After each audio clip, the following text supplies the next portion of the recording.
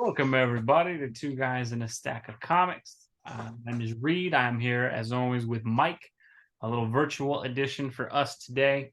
We wanted to talk a little bit about the MCU and about some characters that we really feel maybe were disserviced by the MCU. And one in particular that really kind of the portrayal of the character really kind of hit me and Mike. Mike's more a fan of the character individually. I know him from a lot of Fantastic Four comic books, and that is this guy right here, Prince Namor, one of the oldest Submariner. Marvel superhero characters. Uh, we saw him portrayed in Wakanda Forever. That's his lone MCU appearance thus far, really his only appearance in any sort of television or movie thus far. And both of us, needless to say, were unimpressed with it. Mike, I know you're a bigger fan of the character. What did you kind of mainly take issue with how they had Prince Namor show up in Wakanda Forever as? Well, the Submariner has a very storied history, you know? Mm-hmm. And when you talk about Submariner, you can go all the way back to the 1940s. You can see this classic cover of the comic book price guide, the 10th edition. And Alex Schoenberg did the cover, one of the original classic Golden Age artists. And I was, sort of familiar with him then, but what really got my attention is when John Buscema started doing him in the 60s. I love this cover. He's just such a good classic character. Yeah, I Um, think Namor. Strong, I love the whole Atlantean thing. I Mhm. love the whole story of his mother and, and how he's good and bad at the same time. Yeah, he's so ingrained into the history of Marvel Comics. I Oh think my gosh. I mean, and even into the 70s, like he got a revamp on his costume, but still so cool. The thing about Subby is that, he's such a versatile character. He could be, totally evil one issue, and then he could be totally save the day in the other one. He's both good and bad. The some people call him the original anti-hero. yeah, And, I and he think was that way all the way back to the 40s. And so, Mhm. like, when you take him and reinvent him, you can still do this.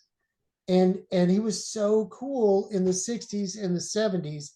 That's when I remember reading him and enjoying his adventures underwater, and just how you kind of never knew from one issue to the next, like, was he going to be on the side of the Avengers, or is he going to foil their plot because he has his own agenda. Yeah, I think the thing where Wakanda Forever, if we'll kind of start with what we think it got wrong. One thing I think they really did not do well of is because he's such a complex character. I think the thing with Namor is, and if you go back and read him in Fantastic Four to the Invaders, like Mike said, you never know where he's really aligned as far as the heroes are concerned, but he is always 100% backing Atlantis. I think the other part is Namor is a character that is very honorable in his intentions. I think what Wakanda Forever kind of got wrong for me is they really just painted him as the out and out villain. There didn't seem to be Yeah, a lot of complexity to him in that. I know they tried to present, I think it was Talokan was it in the movie instead of Atlantis. But when you have him trying to murder a teenage girl the entire movie for creating a device and then ends up killing Black Panther's mom, you're not painting a morally gray character. You're painting who you basically want to be the terrorist villain to serve this story. And for a character like Namor, who has such a long and storied history with Marvel, I just thought that was an absolute disservice. yeah, I think they went, you can tell whoever wrote him kind of just threw away 80 years of history and said, oh, yeah, but for this story, he's going to be all bad and a murderer and a terror. He's basically a terrorist. Yeah. And like, although, in the 40s, he did kind of wreak terror in the Atlantic Ocean, but he did both good and bad. And there was no good. I don't recall any redeeming qualities about him He was just the villain.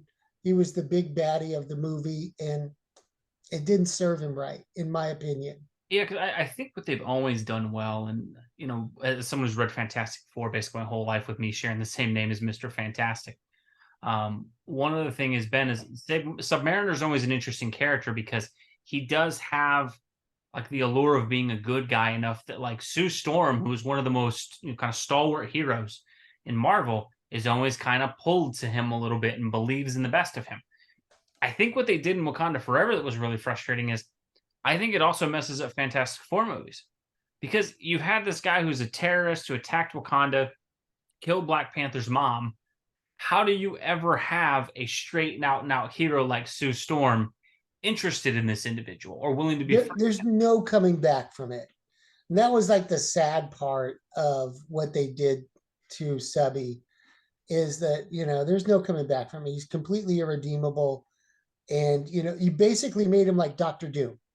Yeah. And that's not him.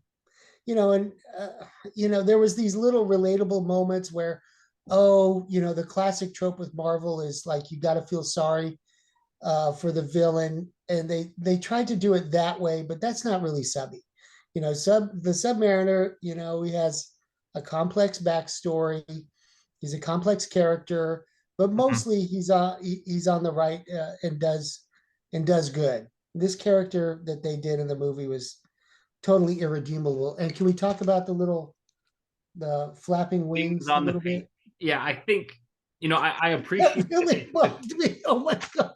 I appreciate that they took a stab at it and tried to make it accurate. However, I think the sound effects department made him sound more like a hummingbird.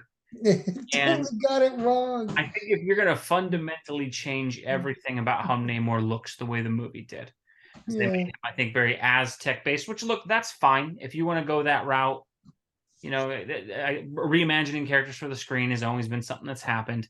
And nothing against the actor who played him. I think he gave the He gave it material his best he was shot. given.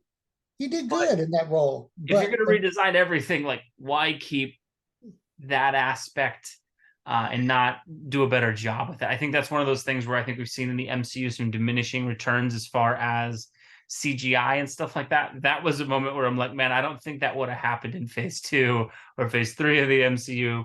That seemed more like a phase 4 thing.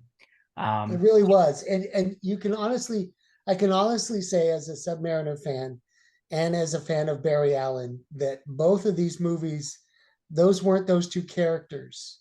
That wasn't Barry Allen in the Flash movie. And I don't know what that was in the Black Panther movie, but it was not Subby. yeah. No, so for what we always want to do here, instead of just kind of, talking about and airing our grievances, we talk about what do we think Marvel should do going forward if they do choose to use the Submariner again. Because I think me and Mike are both at a point with this one where we go, you really didn't see the character. So if your only point of reference is Wakanda Forever, you probably don't know, you haven't seen much of Namor yet. So I think for me, if they were going to do anything with Namor in the future, And the uh, thing is, Reed, he could have had his own standalone movie. yeah. If they would have done him right, it would have been good. And it could have been a blockbuster. But to put him Well, I as mean, an we saw how well ancillary, Aquaman did at the box office. I think the Atlantean kind of world thing. I think the interesting thing for me with Namor, the stuff that I think they have to get if they're ever going to use him again.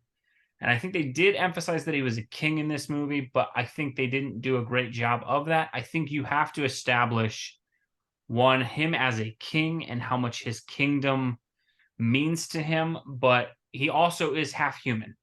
And so there should always be that dynamic of he is going to protect Atlantis, but he does not want to fight human beings. For me, one of the coolest comics I've ever read, and one of the comics that foundationally kind of got me into comics, I believe it's Daredevil #7. It was one of the first comics I ever read. Namor fights Daredevil in that comic. Throughout the comic, Namor is willing to submit to the authorities of Earth to stop the conflict with him until they push him too far, and then he kind of breaks. And then there's an amazing fight with him and Daredevil. One of the best comic books ever made, in my opinion. One of the ones that made me a comic book fan. But I always loved that because it wasn't just Namor just attacks the Earth. When they have Daredevil fighting him, even at the end when Namor defeats Daredevil, he doesn't kill him or finish it because he goes, man, it's admirable that this man with his limitations fought me as hard as he did and believes as much at his cause. He is honorable, and therefore I'll leave him alone.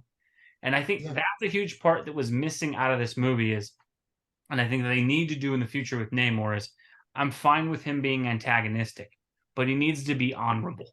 They missed the honorable part of it. They instead just wanted an out and out antagonist. And so I think this could have been in Wakanda Forever setting up a conflict between the two of them, but you should have had something happen where Wakanda accidentally attacked Atlantis or something happens. Instead, it kind of just seemed like, hey, there's a mere threat to Atlantis. I don't want it, so I'm just going to kill people in the ocean.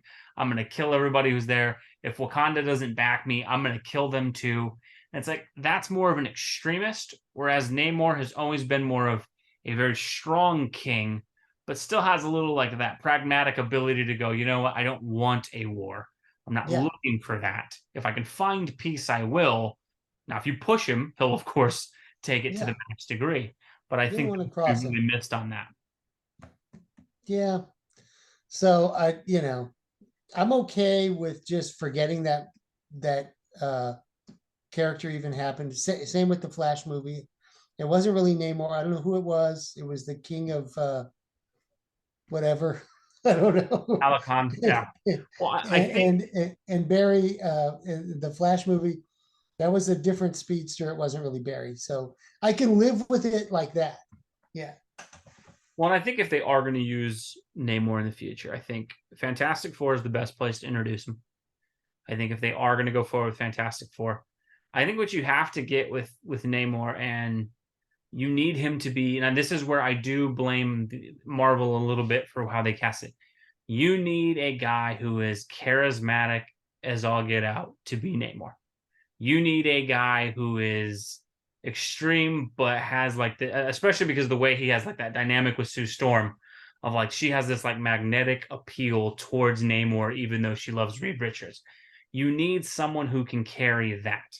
And I think that's the thing that was missing so much from this movie. And I think it was mainly to do with Shuri. They didn't want Shuri to kind of fall under his charm so that she could be like a strong character. I think it Right. would have been a much more compelling film had they had where Shuri really gets on the side of Namor. Maybe even get them romantically entwined or something like that, to where she's on his side completely and then sees, oh man, this is going too far. And he And, wasn't a complete terrorist. and so I think that's the interesting thing that could happen is like in a Fantastic Four movie. I think you could easily have him come in, be aligned with the Fantastic Four against a larger threat like Doctor Doom. And then Yep. maybe at the end, Doom presents a scenario in which, hey, you go against the Fantastic Four, I'll destroy Atlantis. And then that's really where that kind of key part of Namor kicks in that he's good until you threaten him too much. And Yeah. that's when he kind of becomes unpredictable. I really hope we do get to see a more kind of rounded version of him as a character, and that for someone who's been around what 1940s, one of the foundational heroes, been around with Captain America and the Invaders. 1939, Yeah. I think. So to have such a backstory and basically end up, the footnote bad guy who loses to Shuri on her first day as Black Panther as your big screen debut, he really seemed to get disserviced to prop up Shuri. And I think he's a character that I would really be interested to seeing if Marvel can kind of revitalize the character a bit for the MCU, because We he's a shall see. dynamic anti-hero. Yeah, we shall see. Like I said, he's a perfect character for his own little spin-off. You Hmm. could do so much with him.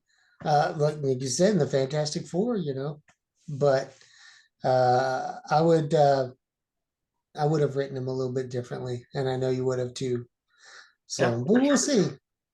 We Good shall stuff, though. Yeah, hopefully we will see a better version of Namor to come in the MCU. But let us know what you think below. Did you like how Namor was portrayed in Wakanda Forever? Do you think Namor would be better for a team up movie or maybe his own solo film to expand the character? Let us know what you think. And as always, thank you for watching. We'll see you in our next video.